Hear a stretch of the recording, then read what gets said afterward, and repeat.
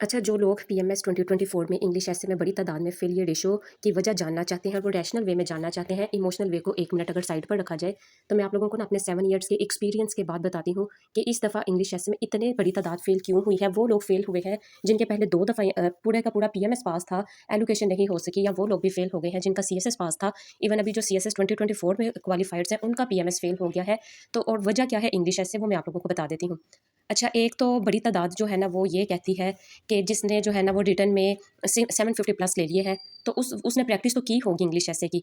लेकिन मैं कहती हूँ कि अगर आप लोगों ने प्रैक्टिस की है तो फिर आप लोगों को ये पता होना चाहिए कि हर ऐसे जो होता है ना वो अटेम्प्ट करने वाला नहीं होता। आप लोग वो जो आप बाकी बच्चों की बात करते हैं कि किसी ने 790 ले लिए, 760 ले लिए, 770 ले लिए, इंग्लिश ऐसे जो है वो ही उसने फेल करना था। आप लोग थोड़े से फैक्ट्स के ऊपर भी बात करो। हाँ, किसी की कोई बैड लक हो गई है या कोई भी, मैंने पहले कहा कि हम इमोशनल वे में नहीं जाएंगे, हम जस्ट जो है वो फैक्ट्स के ऊपर बात करेंगे। अब ये जो पीएमएस 2024 का या 23 का जो पेपर था वो मैंने स्क्रीन के ऊपर लगाया है।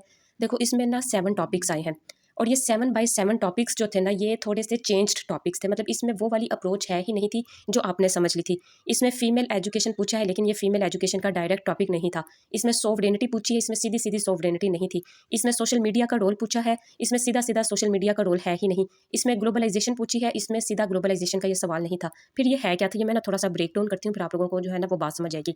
अच्छा, ये मैंने इंटरनेट से पेपर लिया है, तो इस बच्चे ने जो है ना वो क्वेश्चन नंबर 5 अटेम्प्ट किया हुआ है। इधर से ही शुरू कर लेते हैं क्योंकि it was most attempted question for PMS 2024।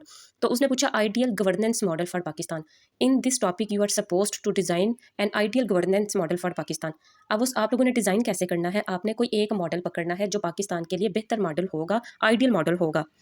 लोगों ने क्या किया है, लोगों ने बेनिफिट्स ऑफ गवर्नेंस जो है ना वो पाकिस्तान में लिख दिए हैं, या जो है ना वो पास्ट हिस्ट्री ऑफ गवर्नेंस लिख दी है, या करंट सिनेरियो लिख दिया है। जबकि और यहाँ किसी ने अगर गवर्नेंस मॉडल डिज़ाइन भी किया है तो उसने आइडियल जो है ना वो लेवल पर नहीं लेकर गया। मतलब उसने बताया नहीं कि ये परफेक्ट मॉडल है, बल्कि उसने कह दिया है कि ये भी हो सकता है और ये भी हो सकता है। नहीं, सिर्फ आपने मॉडल जो था ना वो डिज़ाइन करके उसके प्रोस्पेक्ट्स के साथ, उसके चैलेंजेस के साथ, और एक वो मॉडल जो था ना वो बता देना था। चैलेंजेस से भी ज़्यादा आपने उसके प्रोस्पेक्ट्स ही बताने थे। फिर एक जो सवाल यहाँ पर मुझे नज़र आ रहा है ना वो क्वेश्चन नंबर 3 है। अगरचे मैं कहती हूँ कि आप लोगों ने जो है ना वो सोशल मीडिया का टॉपिक जो है वो ज़रूर अटेम्प्ट करना है, टेक्नोलॉजी के डोमेन का कोई भी टॉपिक आपने ज़रूर अटेम्प्ट करना है। यहाँ पर क्वेश्चन था, does social media depend social deviance और प्रोमोट इंक्लूसिविटी। तो ये बच्चों ने पता कैसे अटेम्प्ट किया हुआ है, उन्होंने लिखा हुआ है कि how social media promote social deviance, वो पॉइंट्स लिख के फिर लिख दिया how social media promote inclusivity. तो ये देखो, इस तरीके से आप लोगों ने ये सवाल नहीं था करना, इसमें एक स्टांस लेना था, इसमें आइदर इंक्लूसिविटी और सोशल डिवीजन का आपका स्टांस बनता था। ठीक है, इसको डिस्क्राइब नहीं था करना। फिर क्वेश्चन नंबर 4 है ग्लोबलाइजेशन रिड्यूसिंग और एग्जाजरबेटिंग पॉवर्टी। इसमें ग्लोबलाइजेशन को डिफाइन नहीं था कर देना, इसमें ग्लोबलाइजेशन के बाकायदा प्रोजेक्ट्स के साथ, ठीक है, जो प्रोजेक्ट ऑफ ग्लोबलाइजेशन है उसके साथ आप लोगों ने एक स्टांस के साथ या तो आपने रिड्यूस की साइड पर जाना था या एग्जाजरबेट की साइड पर जाना था, और रेलिवेंट आर्ग्यूमेंट्स लिखने थे। फिर इसी तरीके से जो क्वेश्चन नंबर 1 है, और उसमें उसने जो है ना वो स्टीरियोटाइप्स पूछे हैं सोसाइटल या इकोनॉमिक फैक्टर्स, और वो एज बैरियर उसने पूछा है फीमेल एजुकेशन के लिए। आइदर आपने एक साइड लेकर फीमेल एजुकेशन के जो थे ना वो एक्सपोज करते हुए आपने इसको लिखना था। तो इसी तरीके से ये जो ना बाकी सारे क्वेश्चन भी ऐसे ही हैं। ये तो मैंने आप लोगों को बस एक टॉपिक समझाने की कोशिश की है। फिर आ जाती है बात कि मेजर रीजंस क्या है। देखो, मेरे नज़दीक ना 5 मेजर रीजंस हैं कि बच्चों का जो है ना वो ये वाला पेपर फेल क्यों हुआ है, वो मैं अब आपको 5 बताती हूँ। अच्छा, नंबर 1 रीज़न जो है ना वो टॉपिक सिलेक्शन है। टॉपिक सिलेक्शन, जैसे मैंने बताया कि हर टॉपिक अटेम्प्ट करने वाला नहीं होता। फिर बच्चे ये सोच लेते हैं कि फ़लाँ टॉपिक तो बड़ा ईजी है, वो सब लोग अटेम्प्ट करेंगे, हम क्यों वो अटेम्प्ट करें। तो जबकि ये आप लोगों का सबसे बड़ा ब्लंडर होता है कि जब आप सिर्फ इस बेस के ऊपर अच्छे वाला टॉपिक छोड़ देते हैं। ठीक है, there are many other causes, but वो भी हम डिस्कस नहीं करेंगे। सेकंड जो है ना वो लैक ऑफ नॉलेज है कि बच्चों के पास बच्चों को ना टर्म नोन लगती है, जैसे ग्लोबलाइजेशन, जैसे फीमेल एजुकेशन, जैसे सोवरेनिटी, लेकिन उनको उनके पास नॉलेज नहीं होता, वो टॉपिक को शुरू कर लेते हैं। तीसरे नंबर पर यहाँ पर स्ट्रक्चर ऑफ ऐसे राइटिंग भी आता है। आप अभी जो है ना वो मैंने एक स्टूडेंट का ऐसे आज ही चेक किया है, और उसका जस्ट ऐसे ही फेल था, और उसने कहा कि आप मुझे बताएं कि मेरा अटेम्प्टेड जो ऐसे है ना उसमें क्या मिस्टेक है। उसने ना मुझे 27 पेजेस जो है वो शेयर किए हैं, लेकिन नॉलेज अच्छा था, इन्फॉर्मेशन थी, उसमें आर्ट ऑफ ऐसे राइटिंग ही नहीं था। ठीक है, ऐसे राइटिंग जस्ट मटेरियल ऐड करने का नाम ही नहीं होता। उसके अलावा उसने जो है ना वो एक्स्ट्रा अननेसेसरी डिटेल्स बहुत ज़्यादा दी थी जो कि रिक्वायर्ड ही नहीं थी।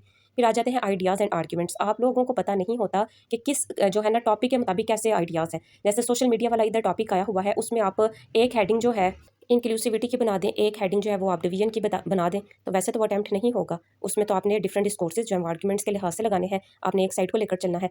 फिर मेजर कॉज है वो प्रैक्टिस आ जाती है। मैं खुद अपने स्टूडेंट्स के बारे में आप लोगों को बता दूं कि उनको लगता है कि वो 3 मंथ्स का सेशन ले लेंगे, फिर 7-8 महीने जो है वो गैप दे देंगे, और उसके बाद पेपर जो है वो अटेम्प्ट करेंगे तो वो पास हो जाएगा। मुझे याद है कि पीएमएस से पहले मैंने अपने पोटेंशियल स्टूडेंट्स को मैसेज भी किया था कि अगर आप लोगों के लिए जो है ना वो फिजिबल है, तो आप लोग जो है ना वो 15 दिन के लिए मेरे साथ आ जाओ और सब कुछ रिवाइज कर लो। और उसमें मेरा जो पोटेंशियल बड़ा अच्छा स्टूडेंट था, उसको बस, और एक आधे बच्चे ने ही जो था ना वो सेशन जो था वो ज्वाइन किया था, तो उस स्टूडेंट को सब कुछ भूल गया हुआ था और आइडियाज़ एंड आर्ग्यूमेंट्स उसके पास थे ही नहीं। अब 15 दिन में कितनी ही प्रैक्टिस हो सकती थी, ठीक है? तो ये भी एक मेजर रीज़न है।